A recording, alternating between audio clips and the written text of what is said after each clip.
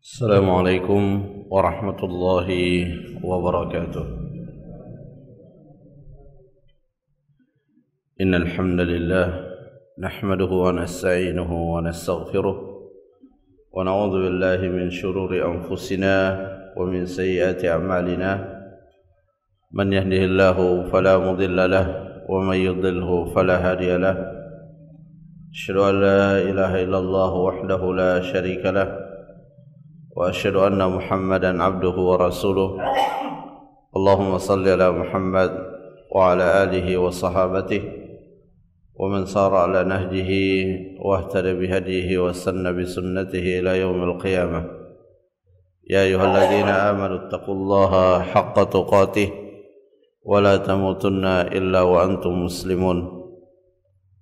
اللهم علمنا بما ينفعنا وانفعنا بما علمتنا وزدنا علما وتوفيقا وأصلح لنا شؤوننا كله ولا تكلنا إلى أنفسنا طرفة عين. أما بعد، معاشر المسلمين jamaah salat subuh rahimani wa rahimakumullah.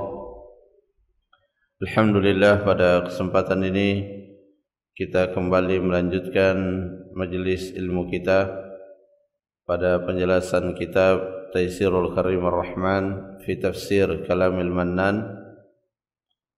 Dan alhamdulillah kita sedang berada pada penjelasan ayat-ayat Al-Quran yang terdapat di dalam surah At-Tur. Dan pada pertemuan yang sebelumnya kita telah menjelaskan firman Allah Subhanahu wa taala pada ayat yang ke-34, yaitu falyatu bihaditsin mithlih in kanu shadiqin. Ayat ini Allah Subhanahu wa taala menyampaikan kepada segenap orang-orang kufar di zaman Nabi sallallahu alaihi wasallam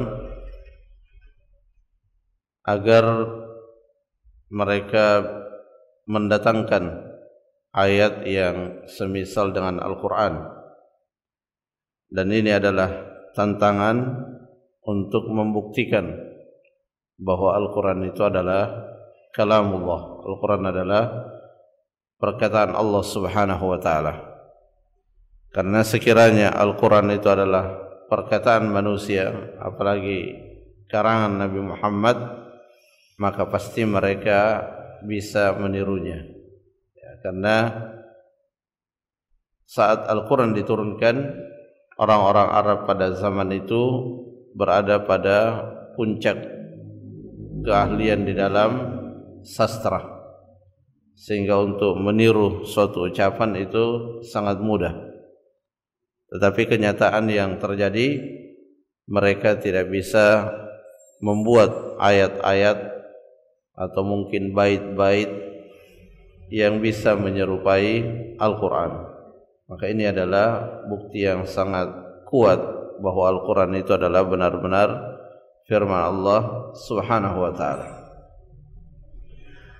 Kemudian pada ayat yang berikutnya, yaitu ayat yang ke-35 dan seterusnya, ini adalah ayat-ayat yang di dalamnya ada beberapa pertanyaan-pertanyaan yang diajukan oleh Allah Subhanahu wa ta'ala, tetapi pertanyaan tersebut tidak untuk dijawab, tetapi sebagai bahan renungan bagi orang-orang kufar pada zaman Nabi SAW dan juga bagi siapapun setelahnya, yang tujuannya adalah agar orang-orang yang mendustakan ayat-ayat Allah Subhanahu wa ta'ala hendaknya berfikir menggunakan akalnya. Jadi ketika mereka tidak bisa beriman melalui ayat-ayat Allah Subhanahu wa ta'ala, maka Allah kemudian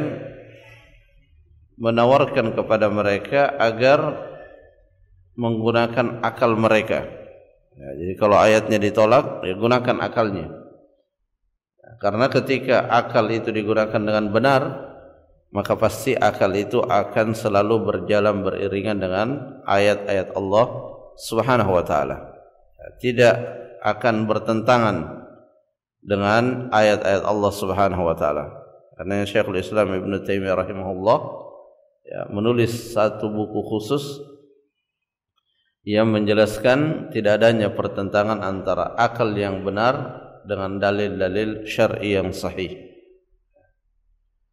Nah, pada ayat yang ke-35 Allah Subhanahu wa taala berfirman, "Am khuliqu min ghairi syai'in am humul khaliqun." Apakah mereka itu khuliqu min ghairi syai', diciptakan dengan sendirinya tanpa ada yang menciptakannya, am humul khaliqun, atau mereka menciptakan diri mereka masing-masing. Al-Hafidh Ibnu Katsir rahimahullah ketika menjelaskan ayat ini, beliau mengawali dengan mengatakan bahwa ini adalah penjelasan dan penetapan kerububiyyaan Allah Subhanahu wa taala sekaligus keuluhiyaan Allah Subhanahu wa taala.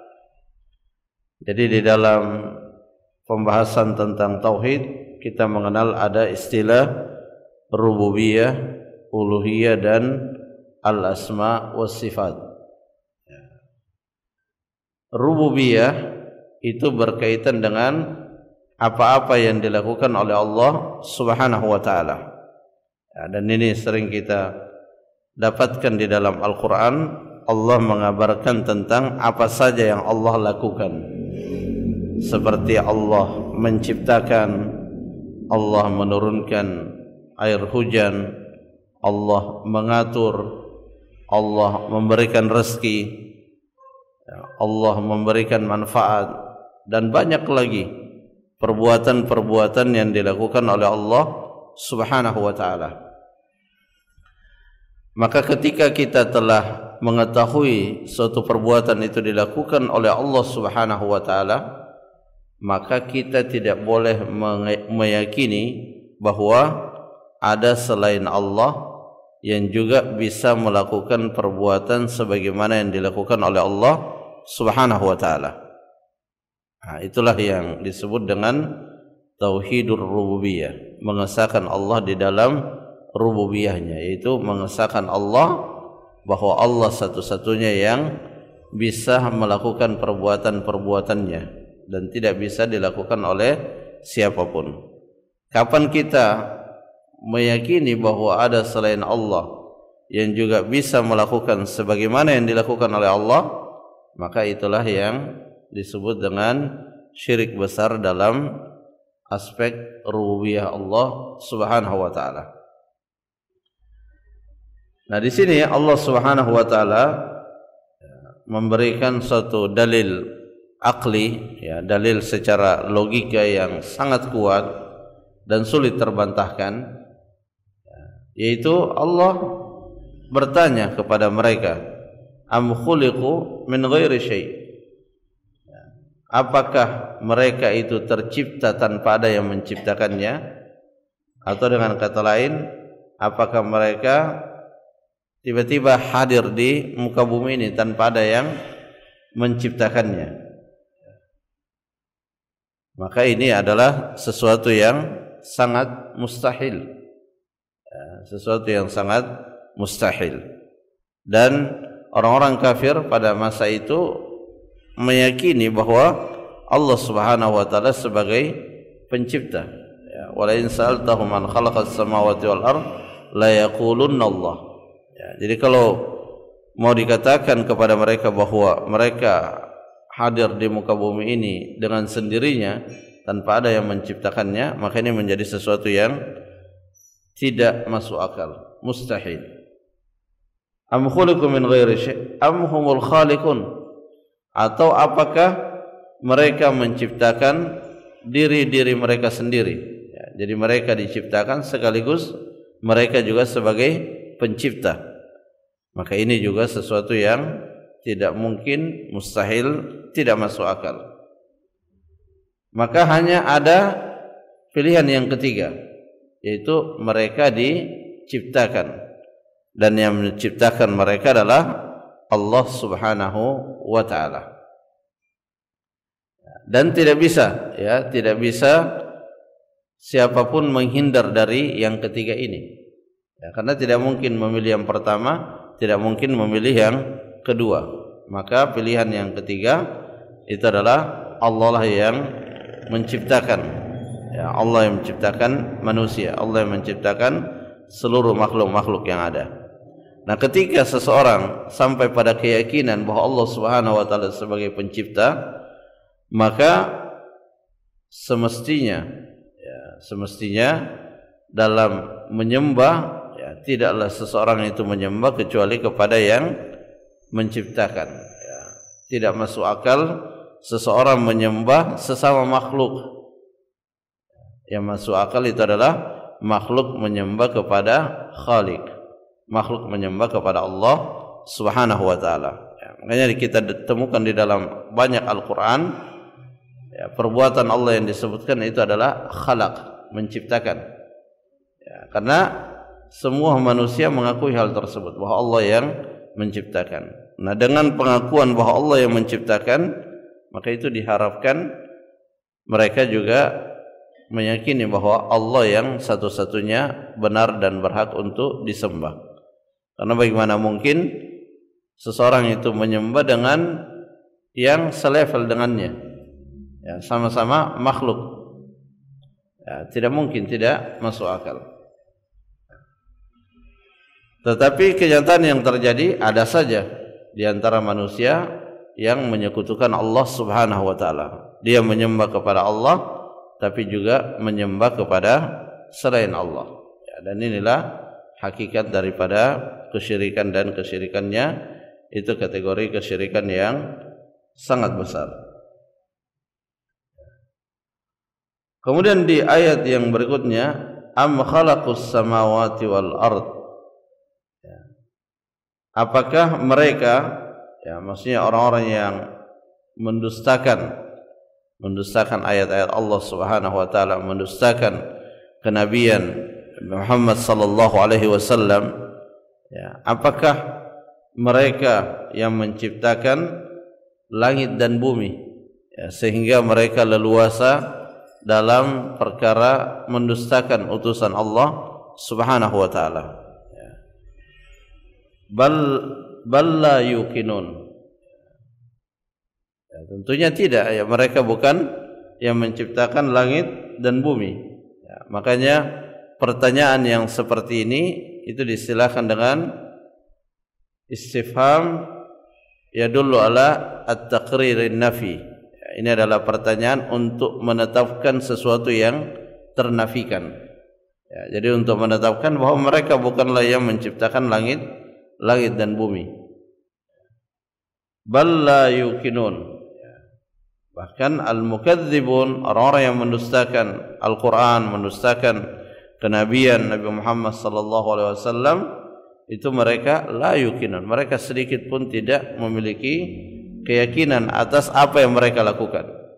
Ya, jadi ini satu pelajaran bagi kita semua, bahwa segala bentuk penentangan kepada ayat-ayat Allah Subhanahu wa taala, kepada hadis-hadis Nabi sallallahu alaihi wasallam, maka pasti tidak memiliki pijakan yang kuat. Semua ajaran-ajaran yang menyelisihi agama Islam, maka pasti tidak punya alasan yang kuat. Makanya disebutkan di dalam Al-Quran, ya, alasan-alasan mereka bagi orang yang menyekutukan Allah, menyelisihi ayat-ayat Al-Quran, itu tidak lebih seperti sarang laba-laba, kabaitil ankabut.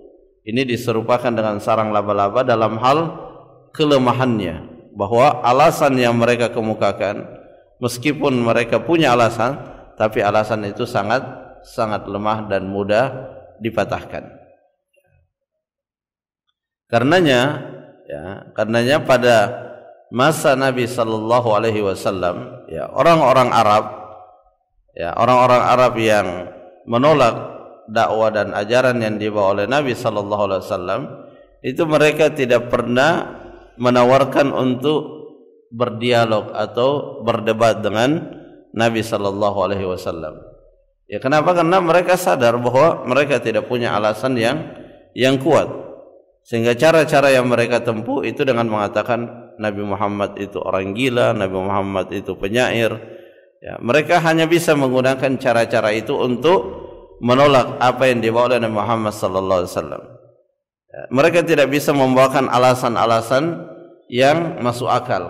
Ya, akhirnya cara-cara seperti itu yang mereka tempuh, dan itu terus akan berulang.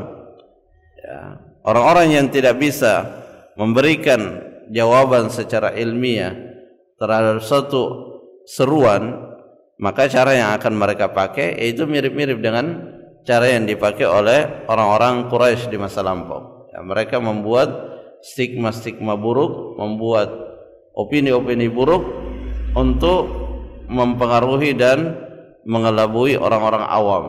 Ya, tetapi ketahuilah bahwa yang namanya kebenaran itu sunnatullahnya mengatakan bahwa dia akan eksis, dia akan dimenangkan oleh Allah Subhanahu wa taala. Walladzi arsala rasulahu bil huda wa dinil haq. Allah Subhanahu wa taala yang telah mengutus rasulnya dengan al-huda, dengan ilmu yang bermanfaat, wa dinil haq, dan dengan amal saleh. Jika ilmu bermanfaat, amal saleh itu menyebar, maka dengan sendirinya agama ini akan dimenangkan oleh Allah Subhanahu wa taala. Jadi bala yukinin, mereka tidak punya sedikit pun keyakinan terhadap pilihan mereka mendustakan apa yang dibawa oleh Nabi sallallahu alaihi wasallam. Mereka tidak punya alasan yang kuat dalam sikap mereka mendustakan apa yang dibawa oleh Nabi sallallahu alaihi wasallam. Kemudian di ayat berikutnya, am indahum khazainu rabbika am humul musaitirun. Ya, ini juga ayat dalam bentuk pertanyaan, tetapi untuk menafikan. Ya, apakah mereka memiliki perbendaharaan rahmat-rahmat Allah Subhanahu wa taala, ataukah mereka itu yang memiliki kuasa sehingga kemudian leluasa untuk mendustakan apa yang dibawa oleh utusan Allah Subhanahu wa taala? Syekh Sa'di rahimahullah berkata ketika menafsirkan ayat ini, a inda haula'il mukadzibin khazainu rahmati rabbik. Ya, apakah orang-orang yang mendustakan Nabi Muhammad SAW, mendustakan apa yang dibawa oleh Nabi Muhammad SAW, itu memiliki perbendaharaan rahmat-rahmat Allah Subhanahu wa taala? Fayu'tu man yasha'un wa yamna'u man yasha'un. Ya. Sehingga dengan apa yang mereka miliki dari perbendaharaan tersebut, mereka leluasa memilih siapa yang diberikan rahmat, siapa yang tidak diberikan rahmat. Ya, ini tentu tidak terjadi. Ya, mereka tidak memiliki hal tersebut. Ya, bagaimana mungkin memiliki sementara mereka adalah orang-orang yang sangat dihinakan oleh Allah Subhanahu wa taala. Ya.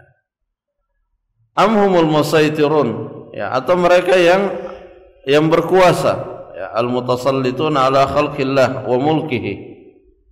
Ya, ataukah mereka mendustakan apa yang dibawa oleh Nabi SAW karena mereka merasa memiliki kekuasaan, ya, memiliki hak untuk menentukan. Ya, maka ini juga tidak terjadi.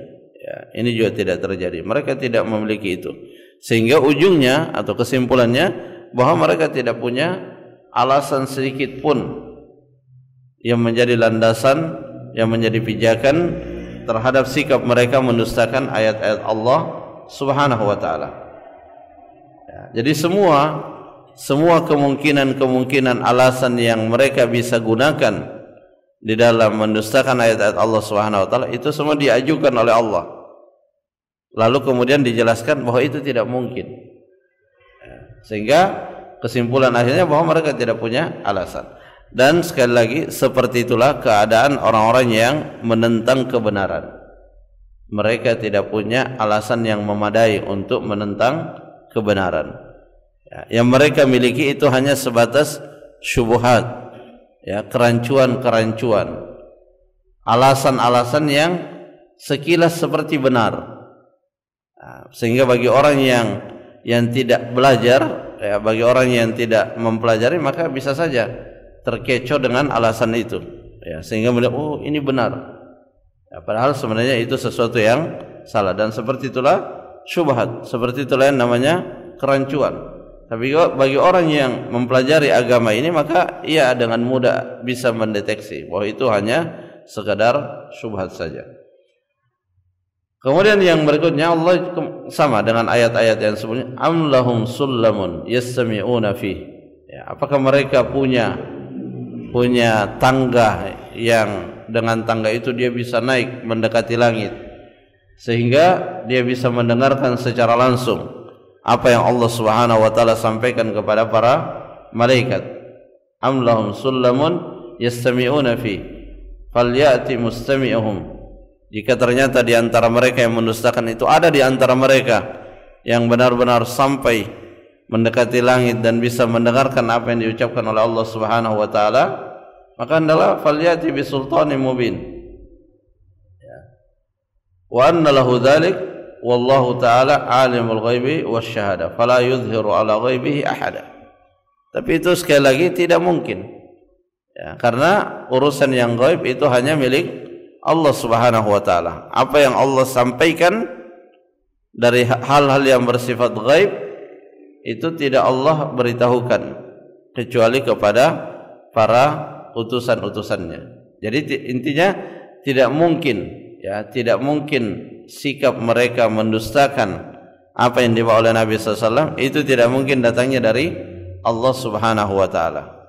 Ya, jadi kalau mereka mengklaim ini dari Allah, maka sudah pasti itu adalah suatu kedustaan, sebagaimana yang diklaim oleh pemeluk-pemeluk agama yang lain. Orang-orang Nasrani itu sangat mengingkari, ya, mengingkari Nabi Muhammad SAW. Bahkan mereka berusaha untuk menyembunyikan nama Nabi Muhammad di dalam kitab-kitab mereka.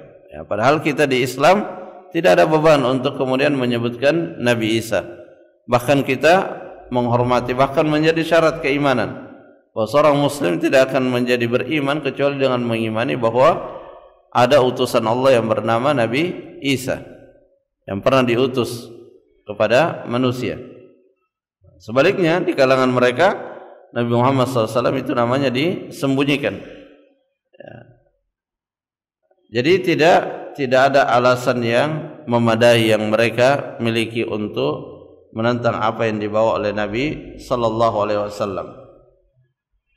Kemudian di ayat berikutnya, amlahul banatu walakumul banun. Nah, kemudian Allah Subhanahu wa taala berpindah tapi masih dalam bentuk pertanyaan, amlahul banat. Ya, apakah Allah Subhanahu wa taala, ya, memiliki anak perempuan sedangkan bagi kalian itu adalah anak laki-laki? Fatajma'una bainal mahdhurain. Jadi orang-orang Quraisy dahulu seperti itu, ya, keyakinannya. Ya, jadi para malaikat itu dia katakan bahwa itu adalah banatullah. Itu adalah anak-anak perempuan milik Allah Subhanahu wa taala. Ya. Dan padahal mereka itu tidak suka dengan anak perempuan. Ya, karena orang-orang Arab merasa kalau anak perempuan tidak bisa diajak pergi berperang. Sementara pada zaman itu, ya, perang antar kabilah, antar suku itu sesuatu yang sangat intens terjadi. Sehingga kalau dilahirkan anak perempuan itu wajahnya, ya, mukanya, ya, bermuka masam, mereka kecewa dengan hal tersebut.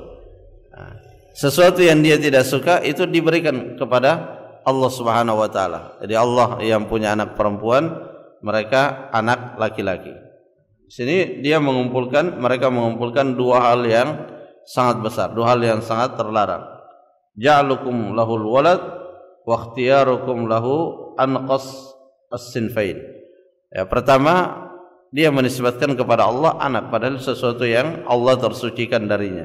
Kemudian yang kedua, dia pilihkan untuk Allah sesuatu yang mereka menilainya bahwa itu sesuatu yang rendah, sesuatu yang aib. Ya, bahkan di kalangan orang-orang Arab, Ya, mereka pada masa itu merupakan suatu aib ketika ternyata anak yang mereka dapatkan itu adalah anak perempuan. Ya. Jadi terlihat dari apa yang Allah Subhanahu wa taala sampaikan bahwa orang-orang yang mendustakan, ya, orang-orang yang mendustakan apa yang dibawa oleh Nabi SAW itu adalah orang-orang yang tidak adil, orang-orang yang zalim. Mereka tidak adil di dalam bersikap. Sekiranya mereka adil, maka pasti kebenaran itu akan mereka terima. Ya, dan ini sesuatu yang terjadi, ya, sesuatu yang terjadi dan akan terus berulang. Jadi ketika seorang tidak adil di dalam menilai agama ini, ya, dalam menilai Quran, dalam menilai Sunnah, maka pasti dia akan menolak. Tetapi kalau dia adil di dalam menilainya, maka dia akan menerima. Dan itu suatu fakta yang bisa kita dapatkan dari orang-orang yang memeluk agama Islam atau dari orang-orang yang bertobat. Jadi kebenaran ketika dilihat dengan kacamata keadilan, maka orang akan menerimanya. Tetapi kalau dilihat dengan penuh tendensi, ya, tidak adil, maka ya pasti akan menolak. Jadi orang yang tidak adil itu diantaranya adalah orang yang sudah punya keyakinan terlebih dahulu, baru kemudian ingin menilai keyakinan lain. Jadi dia sudah patok ini yang benar, baru kemudian dia melihat. Maka kecenderungannya yang akan dia cari itu adalah pembenaran terhadap apa yang sudah dia yakini. Jadi misalnya dia melihat agama Islam, ya, dia sudah mematok terlebih dahulu bahwa ini sesuatu yang final, bahwa saya memeluk agama ini. Sehingga ketika melihat dan mempelajari agama Islam, dia hanya mencari dalam agama Islam pembenaran terhadap apa yang telah dia yakini. Demikian pula pada persoalan-persoalan yang lain sesama kaum muslimin.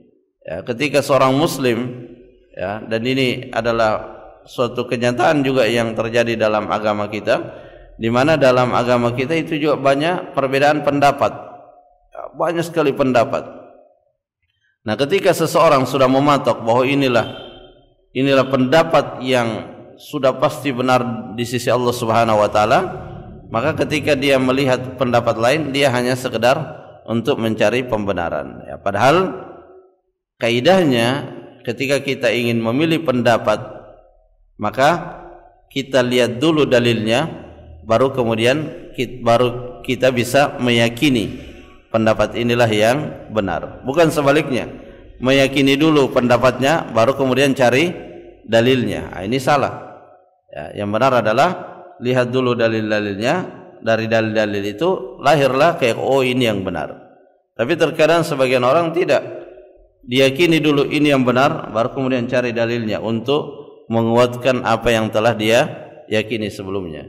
Nah, ini satu hal yang sangat prinsip, ya, di dalam cara kita mempelajari agama. Jadi al-istidlal thumma al-i'tiqad, ya, berdalil terlebih dahulu baru kemudian kita bisa meyakini, bukan sebaliknya, meyakini dulu baru cari dalilnya. Jamaah rahimakumullah, itu beberapa yang bisa kita jelaskan, semoga bermanfaat. Wallahu taala alam bisawab. Subhanakallahumma rabbana wa bihamdik, asyhadu an la ilaha illa anta, astaghfiruka wa atubu ilaik. Assalamualaikum warahmatullahi wabarakatuh.